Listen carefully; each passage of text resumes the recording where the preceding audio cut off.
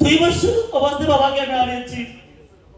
বাবা কেমন হয়, বাবা আদৌ কেমন হয় এটা আমি জানি না, কিন্তু আজকে টিএমসিতে সাইন আপ করার পিছনে, কাজ করার পিছনে আমার বাবার সমতুল্য যে বড় ভাই, যিনি আমাকে সাপোর্ট না দিলে ইতিহাস কার ফাউন্ডেশন উইনার প্রত্যেকটা জীবন বিতা দিত।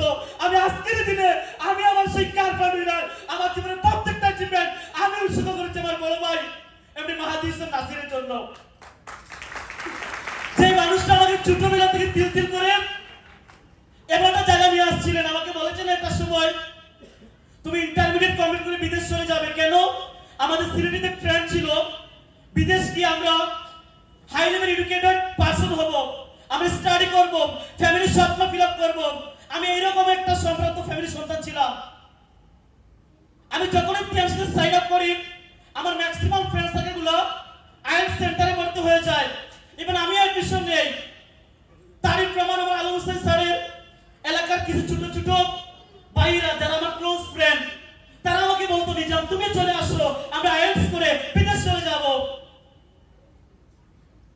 ওই সময় আমি টিএমসির যে বার্তাটা পেয়েছিলাম আমার ক্লোজ ফ্রেন্ডস যার হাত ধরে টিএমসিতে আসছিলাম, আসার পরে এমন একটা মানুষকে আমি দেখেছি যে মানুষটা আমারই এলাকার বড় ভাই। আমি যখন ক্লাস 6 এ উনি ক্লাস 7 এ, আমি যখন ক্লাস 8 এ